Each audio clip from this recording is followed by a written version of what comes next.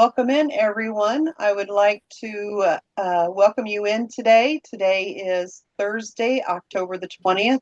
Can't believe that we are already this far into November. Lisa, if you would please share the QR code for us, then we can get started.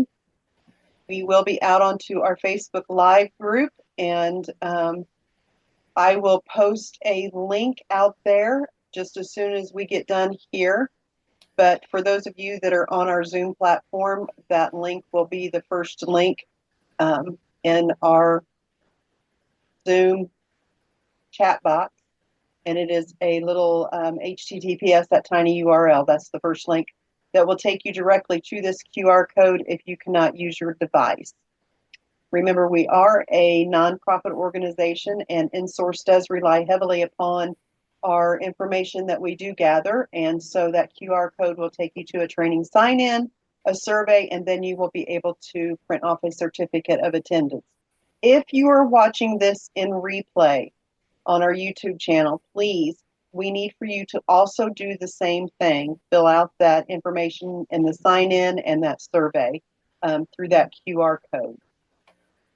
So we do have two very special guests here today that will be joining us. And Barb and Michelle are here from the Special Olympics. Barb will introduce herself, and Michelle, I'm going to let her introduce herself here in just a minute. But I am Jill Summerlot, the operations team leader here at InSource, and my co-host today is Lisa Paddock. But it is 1:31, so let's go ahead and get started. Lisa has taken the QR code down. So ladies, I'm going to leave it to Lisa. And Lisa, I will let you take it away. Thank you, Jill, and welcome everyone who's joined us today. We're super excited to learn more about Special Olympics. So thank you, Barb and Michelle, for joining today. If you have any questions, please put them in the chat. I'll be monitoring that, and Jill will be monitoring Facebook Live. This is a great opportunity to ask questions.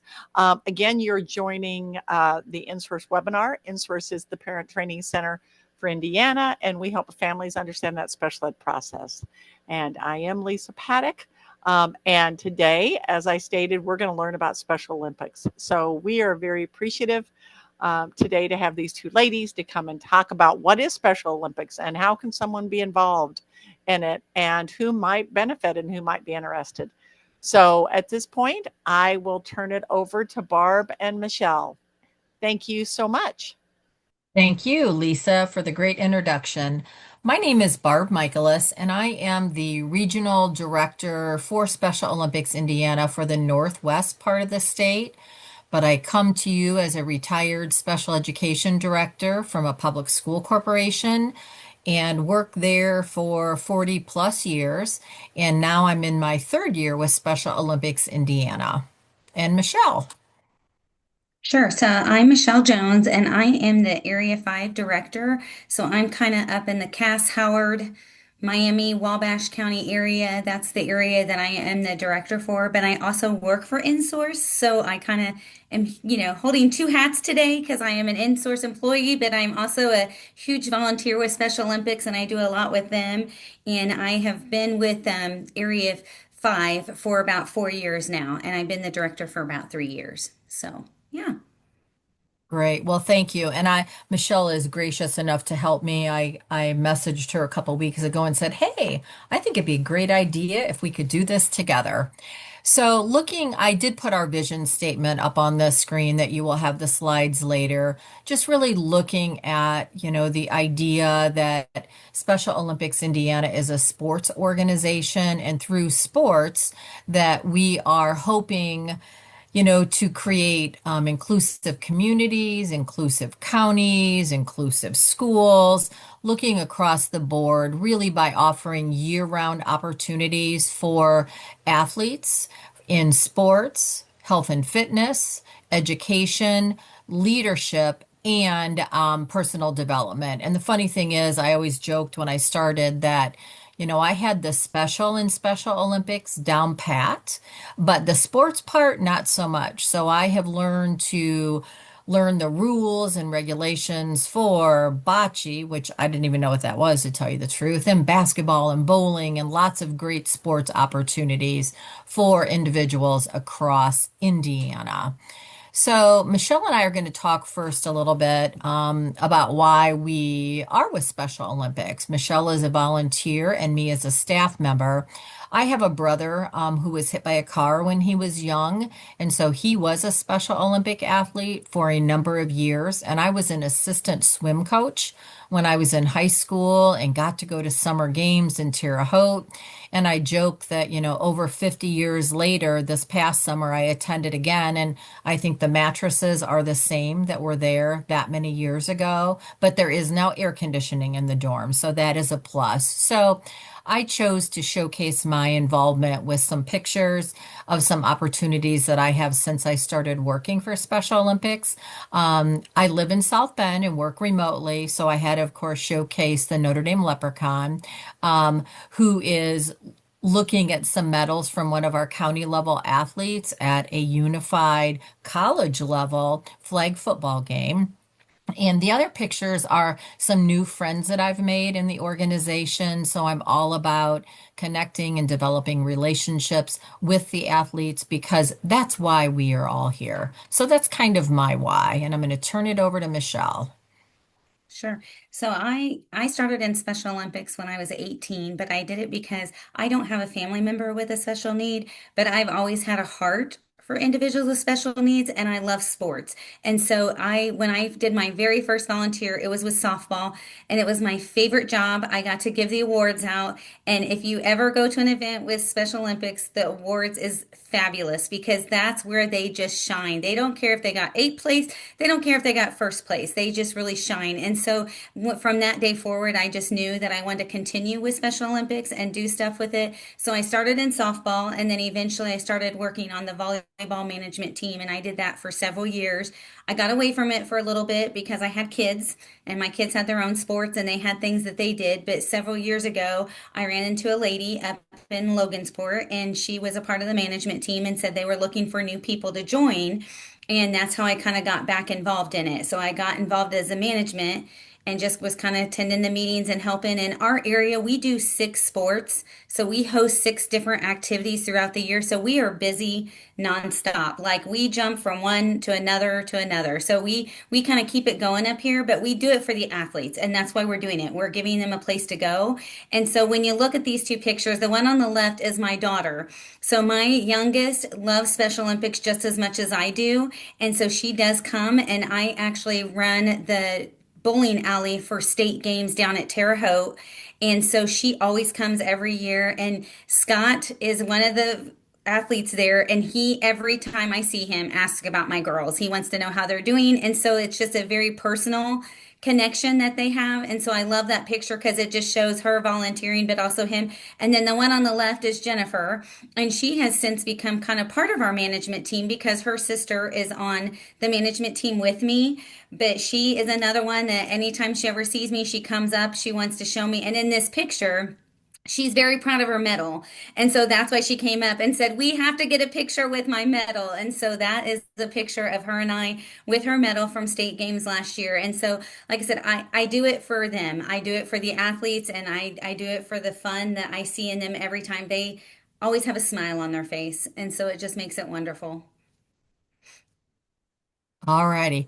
A lot of people across the state really associate Special Olympics Indiana with summer games because there's a lot of news coverage, there's a lot of social media. So, really looking at it is way more than summer games. Summer games is the culmination of the spring sports season. So, lots of great competitions in track and field, swimming, volleyball, bowling, cycling, distance walk, run, lots of different things. So it is more than summer games. It is also more than the polar plunge. And I would be remiss if I didn't bring up the polar plunge because we are heading into polar plunge season. So there are approximately, I believe, 20 plunges across the state. So chances are there's a polar plunge near you. Some of them are lake plunges where you can see the picture there. The participants are on a beach getting ready to run into a lake. And there's also the opportunity to plunge into a pool. And there's no playing willy-nilly when you go into a pool because you are all the way in for sure. So we always like to thank our participants for plunging. You can be a virtual plunger, so you're still have the opportunity to raise money for Special Olympics, go to the event, get your great swag and your incentives, and not actually get cold. So that's what I'm planning to do this year.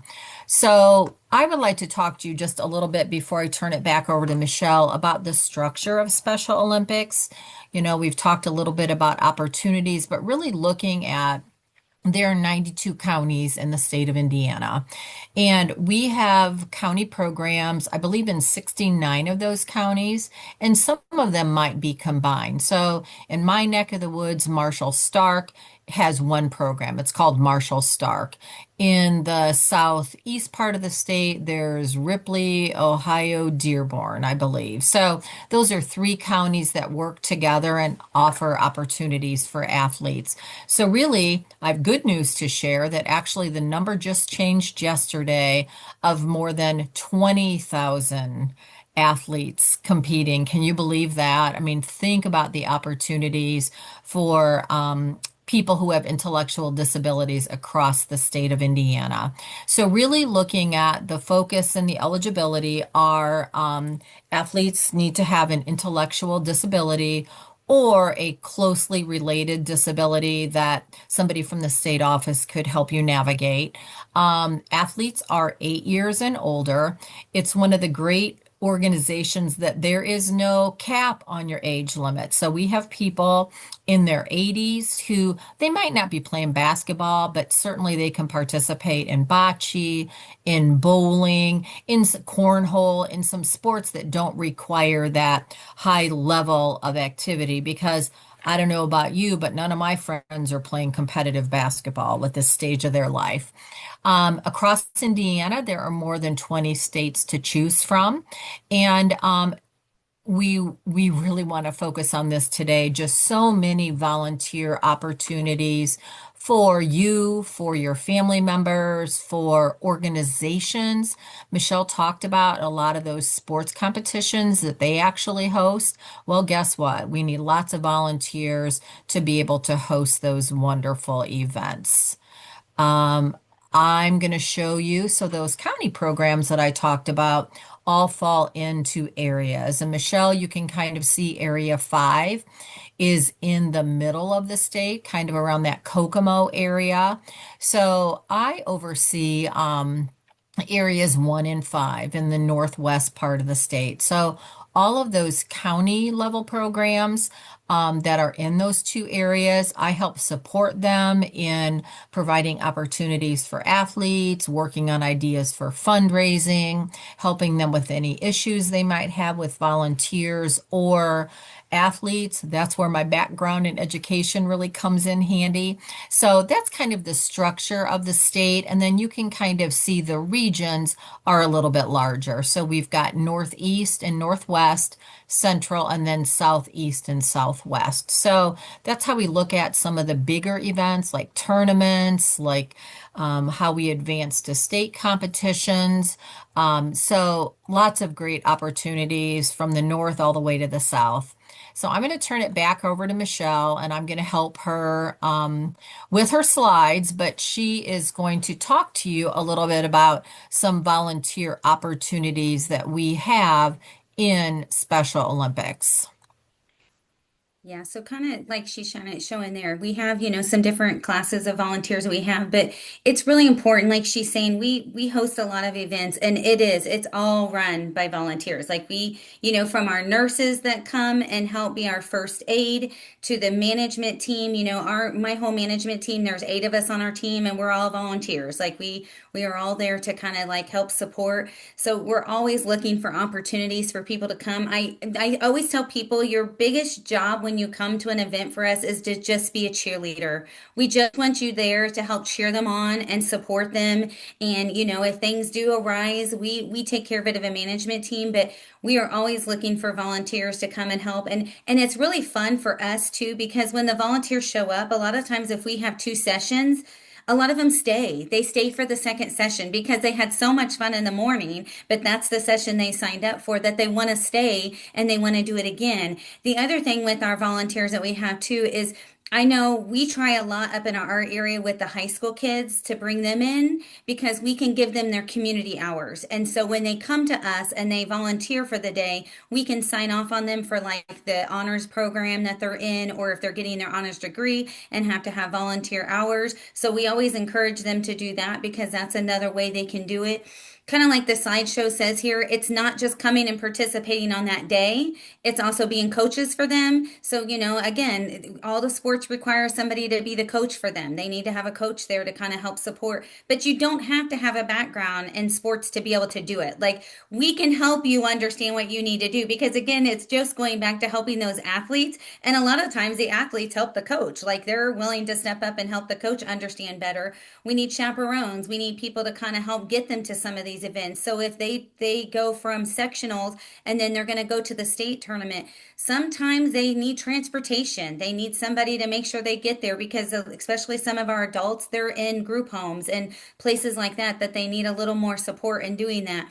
Our unified sports, they're pretty cool. I haven't gotten to do a whole lot with the unified sports, but I know what they are. And I know that, I've seen some great opportunities there.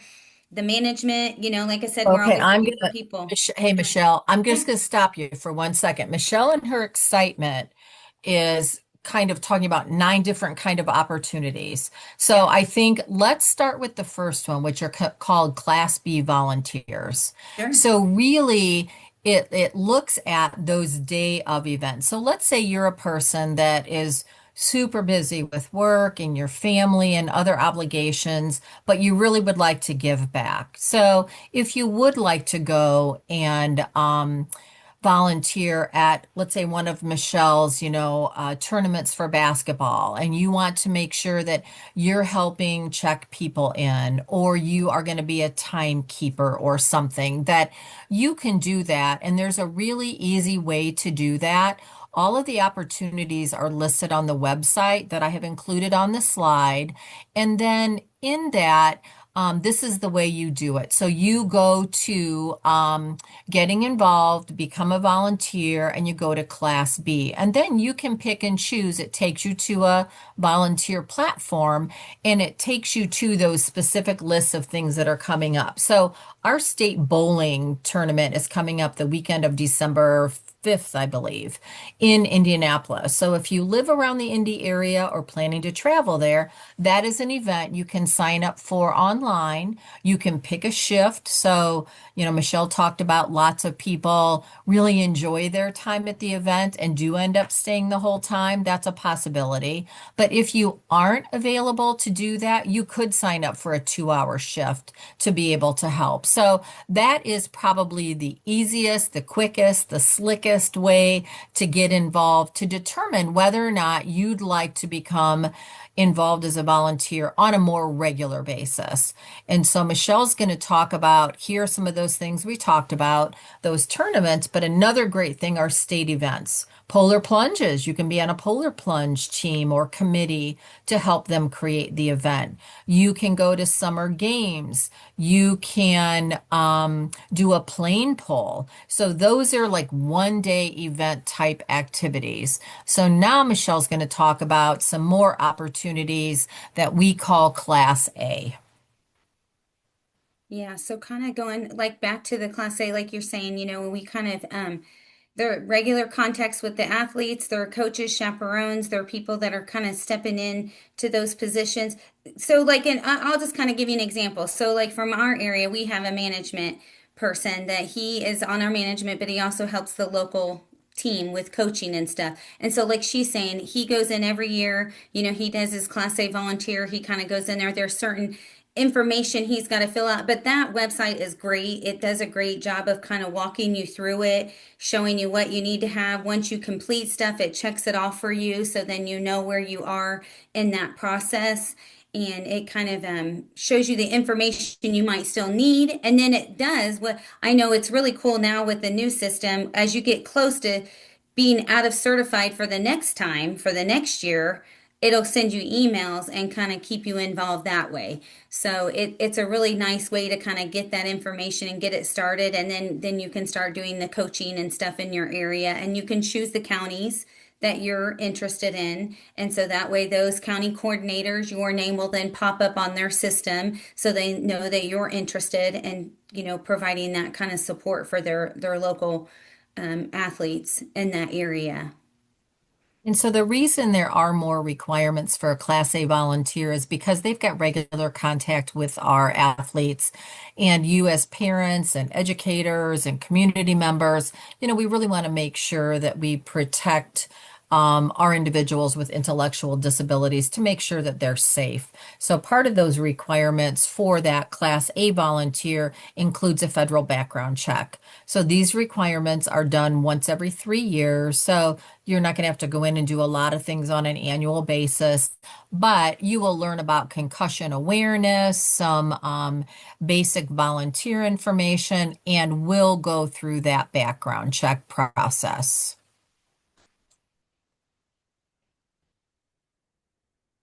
Yeah, so like I said, these are some of the opportunities that are kind of there under that level. And it's just like I said, so a good example of a chaperone, just to kind of give you an idea of what you're thinking when you think of that. So they go to practices, they go to events, but we have in bowling, we have ramp bowlers. So with our ramp bowlers, a lot of them need support in getting the ball on the ramp. And sometimes they hold the ramp for them, but the athletes are the one pushing it out. So those are ones that kind of fall into more of those. They're going all the time with them, and they're kind of helping support them on more of a level than just a volunteer kind of showing up that day. The county management team, when we kind of talk about the county management team, so every county has their own coordinator, and that coordinator kind of organizes all those sports for the year that those athletes are kind of doing. And then they kind of work together with the coaches to make sure they have sites for them to have the participation to do the things that they need. And when they are doing that, a lot of times they are family members that are kind of stepping up to kind of help out. So say their daughter plays basketball and they don't have a basketball coach. Mom may not know a lot about basketball, but that's okay. Like that's where we're there to help. And that's where the county coordinators are there to help. And so they can help mom get her certification to become that coach. And then she can kind of step in to that role. This kind of shows, like Barb's kind of got up here on our county coordinator, so they have different people in different positions that are kind of helping. You have your treasurer, your secretary, sports coordinator, those kind of help kind of get things together for the sports. You have your fundraisers. Every county is always trying to come up with ways to kind of find fundraisers to kind of support their athletes so they can attend summer games, so they can go to state games, because there are some entry fees to participate in some of these sports. And so that's what that fundraiser, it's very important that they have that. The volunteers, it's great to always have somebody that's kind of helping out. Even in my management team for area level, I have a lady who's a volunteer coordinator, and she kind of helps with helping getting our volunteers set up.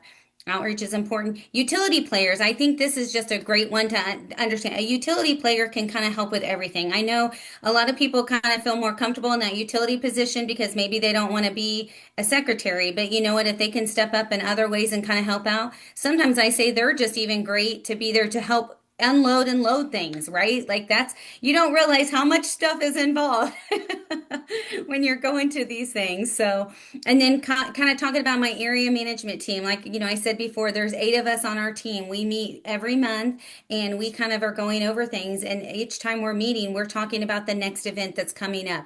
We're talking about the next thing that we can do to help support. We also invite every other month our coordinators to come to those meetings because we want to know what's going on. Like if they are having a fundraiser, we would love to be a part of that. We would love to go and be another face for them and helping with that. We attend, different dinners and stuff that they have as well. So we're always kind of there to help in any way we can. So you want to talk about being a coach?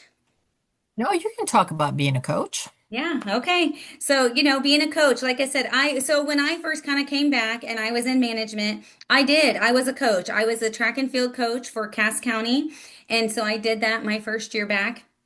Loved it. It was great. But like, Barb's saying, there's stuff you have to go in and kind of do so you can recognize what, concussions are, heat. It's a big thing, right? We always have to keep take into account if there's heat issues or anything. So there's different things that you're kind of learning through that position, but it's very positive. Like it's a great experience. The athletes are so welcoming. If you don't know their names, you'll know it within a couple weeks. Like they'll make sure that you kind of know who it is, but you don't have to, like we've said earlier, you don't have to be a pro at basketball or bowling or and Yes. cornhole. I mean, like cornhole, we think we all know about cornhole, but I'll tell you the way Special Olympics runs cornhole, it's not the same as the way we just do it in our backyard. So we're always learning, and that's what's great about the coaches is, like I said, we're there to kind of help support, and the coordinators, the county coordinators, give great support to the coaches as well. So they're there to help and support and make sure And that the, they get and the everything state they need. Hmm. And the state office also offers lots of different levels of sports specific training. So Michelle and I were kind of talking a little bit earlier about, I would automatically say, well, I could never be a coach because I don't really know a ton about sports. But you don't need to know a ton about sports. You just need to have the love, support, the hope for individuals with disabilities because the rest we can teach.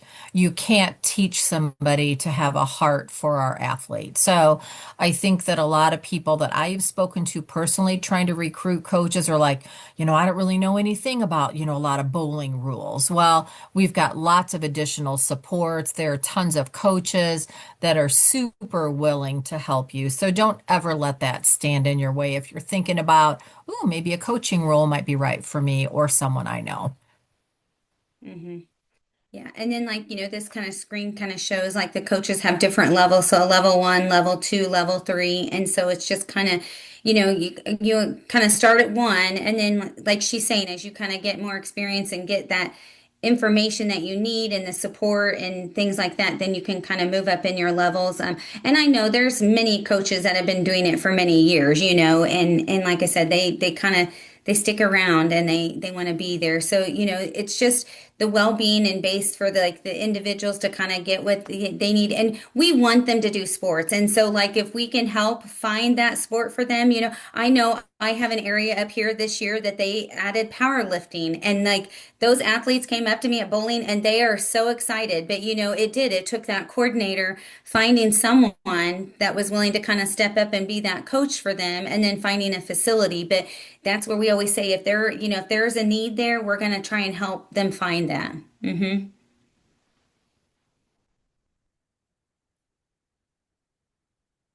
So now for the fun part of the presentation. So that was all the adult stuff, all of the how can you help us? How can we help each other? One thing, I guess, just to summarize, is Special Olympics is each county program is self-funded. So they do not receive money from the state office or from any type of a federal program or anything. So at the county level, it's so important if you do see those fundraisers or give back nights or opportunities to order something that it truly stays in the county where you live. So, in my former school corporation, we have a young adult program and they do wonderful. They have a business. And so they sell lots of things at the holidays and everything. And they make a donation to the local county Special Olympic program because that money helps support them because a lot of them are athletes or a lot of the students who have left school at 22 are county level athletes. So it supports alumni, if you will, of that young adult program. So across the state, I think our percentage, and this is not an exaggeration, our organization is run by volunteers at 99.4%. So across the state, there are approximately between 20 and 25 employees. So people in roles like mine. So all of the work that Michelle has done has been totally voluntary. All of those county management team positions and everything are all volunteers. So a super fun organization to get involved in. So the athlete piece is the fun piece. So, how do I become an athlete? So pretty easy, pretty straightforward. Here's a link to our website. Michelle had mentioned earlier about the new platform. We do have a new registration platform that is really user friendly, both on your computer and on your phone. And in the past, there had always been a requirement of going to the doctor and getting a medical form signed, but that was really a barrier to a lot of our athletes who were due to Medicaid, due to doctor schedules, that it was really tough to get into the doctor and then to get that doctor to sign the forms and upload them and everything. So the new rule that we adopted January 1 of 2025 was that a health history needs to be completed on an annual basis, and that can be filled out by an athlete themselves or a parent guardian or provider, which we would consider part of that circle of care. So it really is a pretty straightforward form. It talks about medications, diagnosis, any mobility aids, any sensory issues that we need to be aware of. And the program actually sends alerts way before that expires the following year so that we can keep athletes compliant so they can continue to compete and practice in their sports. So, really easy. You go to the website, there is a link there to sign up. If you want to find out more about your local program, on the website page, up in the upper left-hand corner, there is a blue, I believe it's blue area. It says Find Your Program. And once you click that, it brings up the map of the state of Indiana, and you can go to your county and click on it. And on that county page, it has the county coordinator, that lead volunteers, contact information and name. It also lists all of the sports that are offered in that county.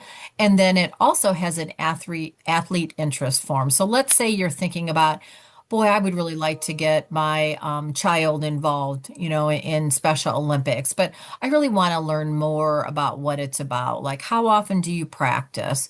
Where do you practice? What sports are coming up? Some basic information. You complete that form, which just asks for very basic information, and then someone from the county will go ahead and either reach out via email or phone and kind of answer some of those questions. I can tell you that there are tons of benefits for a Special Olympics athlete. You automatically think about the physical, right? It's a sports organization. We're looking at fitness, coordination, endurance, a unified fitness club. And when we say unified, what that means, it's a program that supports athletes with and without disabilities. So, in my area, Unified Fitness Club, actually, the mayor was a partner. The chief of police and the fire department were a partner. And we would meet every Tuesday after school to walk a river walk. And you know what? If it rained or if the weather was really nasty, we would meet and talk about diet and healthy choices and things like that. So that could look a lot of different ways, but with a focus on fitness. And again, that Healthy Athletes program, really our goal is to not only give athletes great opportunities for training and competition, but to live a healthy life. If you look at health issues of individuals with disabilities, there are lots of barriers and lots of concerns. You look at, diabetes, heart disease, obesity, lots of different issues. So our organization is also trying to support individuals with their overall health and healthy lifestyle. Mental, really looking at self-esteem, confidence. Michelle mentioned earlier about, the athletes being so proud of their medals or ribbons, really regardless of where they placed, eighth place or first place. And when you go to an event, there is nothing better than hearing that sound of their jewelry of all those medals clanking together as they walk. So really looking at, I could probably talk an hour or more kind of about self-esteem and that athlete leadership. Really looking at some of our athletes who start with us, are very introverted, are not very confident, really maybe haven't had opportunities to shine either in or out of school or in the workplace. So really looking at lots of opportunities. I have to do a lot of driving in my job, and there are some days, I wrongfully say, oh, I wish I didn't have to go to that thing. It's an hour and 45 minutes away. It doesn't start until night. Then I know I'm going to get home late. But all those thoughts on the way to an event are the exact opposite on the way home. That I am so glad I got to interact with all of those athletes and great volunteers and their families. And it is a really good feeling, and it validates all of that hard work that everybody does to see those events. Um, these are many of the sports. You talk about opportunities. I looked for the pictograms of the ones that are most popular.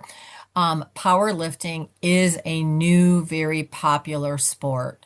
So, that idea of, staying fit, building your muscle mass, working on your core muscles, things like that. So if you go on that county page on that map on our website and look, those pictograms will be there and they will show you which sports are offered. So, there are some, the ones that I chose to put up here are pretty common across the state, looking at basketball, bowling, swimming, volleyball, powerlifting, softball, track and field, golf, and the other one, I can't even tell what it is, and the other one. So looking at right now, we are just finishing up bowling, heading into basketball. So basketball is great because, like any other sport, it's leveled. So let's say you have an athlete, you've got someone you think would be great, but you know what? They don't really know how to play basketball. So you start at a level called skills, and that's where skills are taught to athletes like passing, dribbling, shooting. And then, maybe as they get better, maybe at the end of the season, the next season, 5 years from that point, when they do develop the skills to move up, they would go up to 3-on-3 or 3 versus 3. And that's half court basketball. So again, not that highly aggressive, physical 5-on-5 full court basketball. So in all of our sports, everyone is able to participate exactly where they need to be. And then you also compete against like skilled individuals. So if I'm just learning basketball, I'm not going to compete against somebody who is pretty much a Michael Jordan, who can do everything and all the ball tricks. So I'm competing against other like athletes who have similar skills than me. So it's all fair. So it's a great way to build that self-esteem no matter where you are. The one thing I like to see a lot, and I see this in the events and outside in the community, is really looking at those social interactions. My fear as a former educator was always that our students would exit school, whether at 12th grade or 22 at young adult, and then what? To really look at, I was worried about their mental health, their social connections, and really looking at the friendships I've seen developed and how many athletes that I know that have other athletes that are their roommates, that they live independently, that they travel together, that some of the parents that maybe I might have had difficulty with in the school corporation, to see those family dynamics in the community and look at grandparents that come to events and other relatives and friends, and just really the community awareness about not only Special Olympics, but about our individuals with disabilities. And really looking at, transferring all of the skills that they learn in Special Olympics in our organization and applying them in their workplace, in their independent living, in their vocational support, when they meet with their behavioral providers, really looking at tightening, circling those wagons a little bit closer so they can be the best individual that they can be. Oh, what's this fancy transition? And the one thing we must not forget about, these pictures are from Allen County, which is these are actually from Fort Wayne. So really just looking at what fun it is. When I started Special Olympics, my husband, I was trying to explain something to him, and I showed a video that somebody sent to me about athletes bowling. And it was an athlete who was bowling, and I think that maybe they got 3 pins knocked down. And a very young athlete, I think the athlete was maybe 8 or 9, came up onto the alley and gave him the biggest hug and high five and what a wonderful job. And I was so touched by that because it was natural. It was nothing prompted. This young boy did this upon himself. And my husband was like, well, he only knocked 3 pins down. And I was like, well, you're kind of missing the point here. It's really not about how many pins you knock down. So really looking at that fun factor. Summer Games is a blast if you are a volunteer or you are a family member of an athlete. I would suggest, if at all possible, you attend Summer Games in Terre Haute, Indiana, usually around the first weekend of June. It is absolutely awesome. One of our new programs and opportunities for athletes is called Train for Life. And Train for Life is exactly what it says. It really focuses on fitness, nutrition, mental health. So, really looking at setting up some realistic goals with measurable outcomes for athletes. This is wonderful. It's just really getting off the ground. I believe in my neck of the woods, there might be one gym. So, it's really talking about a partnership with a gym, more like a CrossFit gym or something smaller where there is expertise and training, that they have staff that can help work with athletes and volunteers rather than going into like a Fitness USA, where I don't know about you, but I go in those places. I'm not sure what to do. I'm not sure how to really use those machines. I don't know like what would be a realistic goal for me.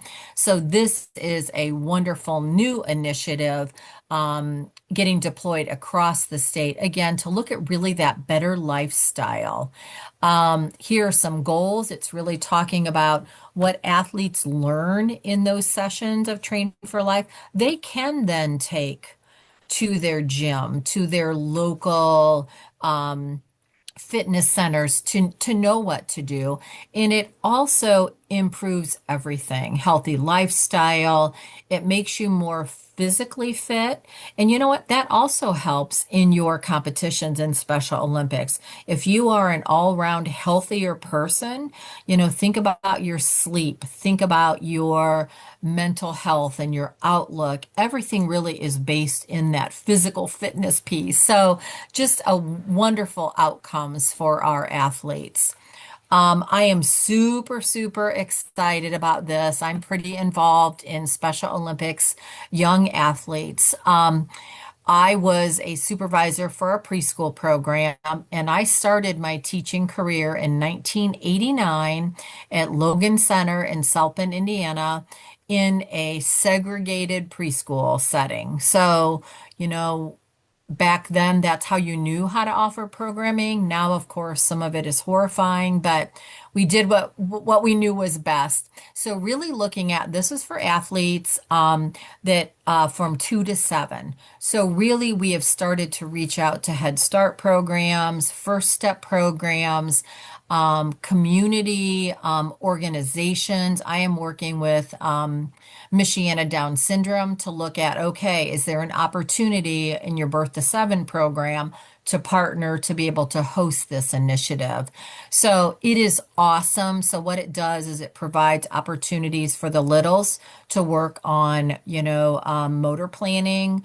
hand-eye coordination, learning those soft skills of working in a group, following a lead, doing rotations, and really looks as a lead in to regular Special Olympics programming at the age of 8. So I will share our information at the end. And if you are at all interested in hearing or learning any more about any of these initiatives, we would be more than happy to share information. So really looking at walking, running, throwing, catching, kicking, balance, jumping, trapping, and striking. So those are the basic skills for all athletics.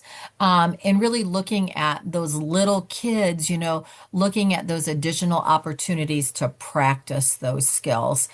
Sometimes as parents, especially if we have a child that's our first child with a disability, really kind of not knowing. So this is really good work on perceptual motor skills. It also gives families another connection. So you meet families with littles that have disabilities, and this is also a unified program. So you need to have littles without disabilities to really think about framing that mindset for our youngest learners to be inclusive in their thinking starting at the age of 2. So, what a wonderful way to start your life of learning. Unified Champion Schools is another opportunity. I did put the link in here where you can sign up for a newsletter. So, InSource supports lots of parents and families and guardians and grandparents in the school setting. So, in the schools, there's also a unified program. So that is opportunities for kids with and without disabilities to work together. And the next slide I'm going to show you is kind of small, but I couldn't get it. It's a graphic, so I couldn't get it to make it any bigger. But really talking about Young Champions starts at elementary school. It goes to Champions in the middle school. It goes to Unified Champions at the high school, Champions Together, and that works through the ISHAA. So all of the rules and regs that general sports teams follow, Unified also has to follow those rules and regulations. We also have collegiate champions. So I know in my area, like Notre Dame has a Special Olympic club. There are lots of other clubs at the collegiate level that would have Best Buddies, maybe Special Olympics. So really looking at those opportunities. Michelle mentioned earlier, it's a great fulfillment of volunteer hours if needed. I was at a big tournament a couple weeks ago in Valparaiso, and not only did the high school kids come, but Valpo University students came. So it's a great way to get them involved in the community of either where they live or where they're going to school. So in my school corporation, all of our schools were unified. So that means that they had inclusive student leadership, that they had whole school engagement, that they had some type of a culminating fun event. It could be a game day. In my world, it was a big track and field meet in May. And then they raise money for Special Olympics to become a banner school. So it is a wonderful opportunity for athletes across the board. I did put the QR code in here, and this goes to the Unified Champion um, uh, email box. So if you are a parent and you think, wow, I wish my kid would have these opportunities in school, this is a way to share that with your teacher or principal. If you are a teacher, a principal, an aide, a cafeteria worker, and you think, wow, I'd like that for my school, there's a QR code for your reference. And I think this is my perfect world for an athlete for our program, that to think about, athletes that could start in a young athletes program at the age of 2, transition when they're 8 to attend a school that's unified. They would already be connected with their county level program at 8. They would have opportunities to compete year round. So, my mom and dad had 4 kids, so I was the oldest of 4. So, if I reflect back on my younger brother is now going to be 61.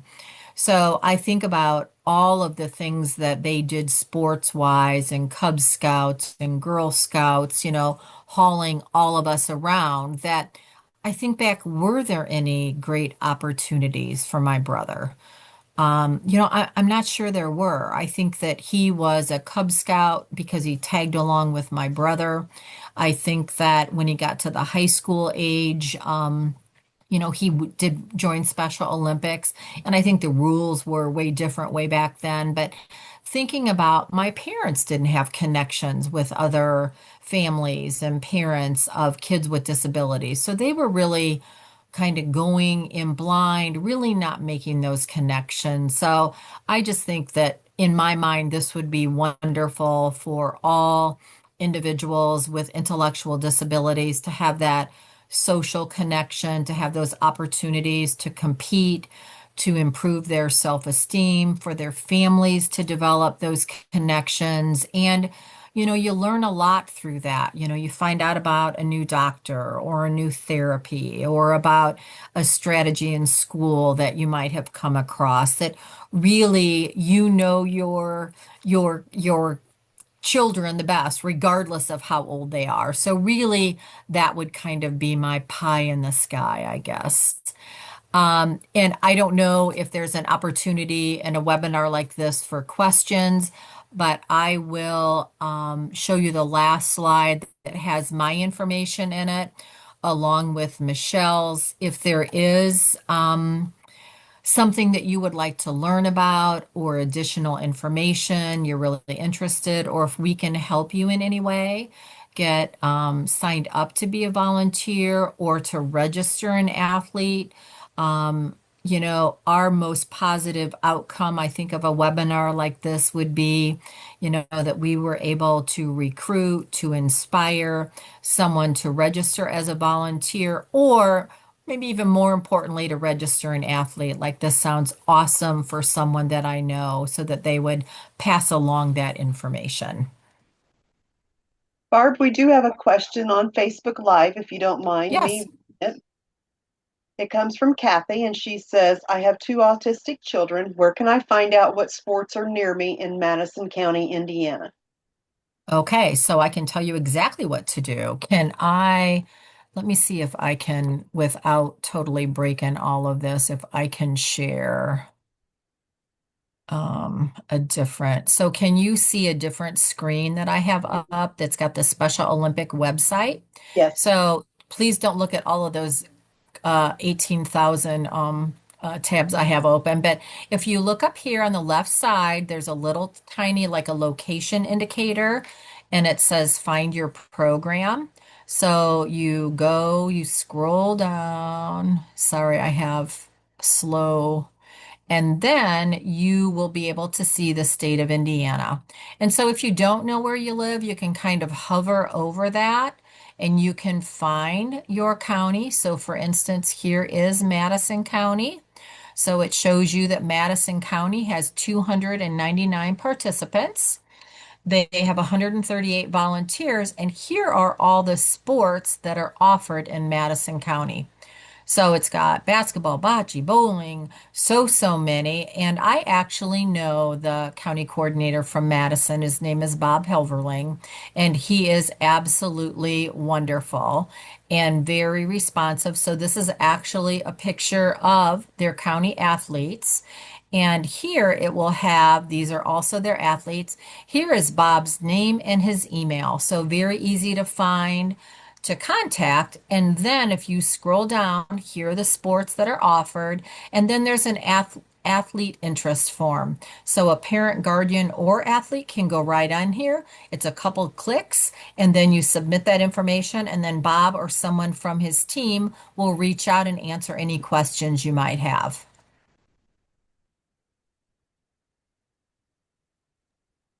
Thank you very much. That was the only question that we had on our Facebook. Sweet.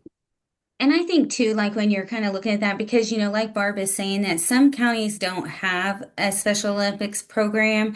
So if you go in and you can't find one in your county, a lot of your neighboring counties have kind of like pulled to. So like a great example in our area is we don't unfortunately have one in Tipton County, but a lot of them participate in Howard County. So keep that in mind too, because like she's saying, we would love to serve every single county, but unfortunately we don't always have one in every county. So that just kind of gives you an idea, when you're kind of looking, if maybe your county doesn't come up to actually show that it has a program, there might be a way to kind of, are you clicking on Tipton to see what it has? I am. So Yeah. looking at Tipton, since Tipton is in one of my areas, it would give you my contact information. And you Hmm. still fill out, you email me, and then I can get you in the right direction. I think another thing too, I forgot to mention, like Michelle said, so let's say you live in a county that doesn't offer equestrian, because that is not offered in as many counties because it requires horses and barns and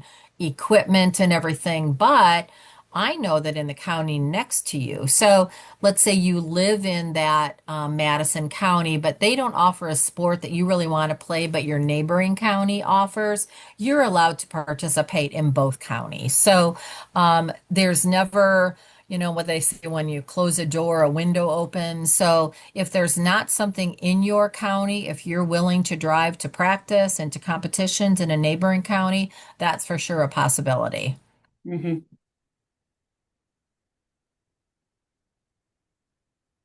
That's nice. That's my count. That's my area is 824 athletes. That's pretty cool. Yeah. That's right. Yeah, I like that. Ladies, this information was wonderfully informative, helpful, to see that there are so many athletes participating and so many volunteers and such a wide array, right? Mhm. I was just looking and pulled up my county to see all of these things. So it's very exciting. We do not have any questions on the live, but this has definitely been so helpful, and we're so happy that everyone has joined our webinar today to learn more about Special Olympics. And again, InSource is the Parent Training Center for Indiana, and we hope you will visit our website at insource.org and learn all about our resources. Well, thank you. Thank you. Yeah. Have a good day. Jill, would you like me to put the QR code up again? I'm getting to it. Okay. All right. Ladies, thank you so much. It was an absolute pleasure to have you here. I had no idea. I mean, I've just never been around Special Olympics. I done a presentation or not a presentation, but I set a table up in Terre Haute one year, um, to, but that was all. And so this has just absolutely blown my mind, Good. actually. So, but thank you so very much. I didn't realize how even the IHSA had to be involved. That just, I had no idea. So thank you so very much. I mean, I really learned a lot today. Um, Good. I don't have any more questions on our Facebook Live. I do want to remind everyone that if you would please go to the QR code and do the training sign in and the survey, that would be greatly appreciated. If you are watching this again on replay, please do the same thing. Um, Barb and Michelle's information is also embedded in the presentation. So please, if you have any questions, feel free to reach out to them, or you're more than welcome to reach out to us here at InSource. And I can send you to Michelle. That's Um, fine. but Yeah. thank you again, ladies, for being here today. I really, really appreciate it. Anytime you would like to come back, if you have any special events that are coming up and you would like to come back, please feel free to let us know, and we'll be happy to have you back at any time. Lisa, did you have any more questions or anything? I do not. Thank you, Jill. Thank you, Barb and Michelle, for joining us today. And thank you all for everything. Yeah. All righty, ladies. Thank you again. Have a wonderful day. Have a Thank great you. Bye. holiday, and Thank we will you. see you guys in a couple weeks. All right. Thank you.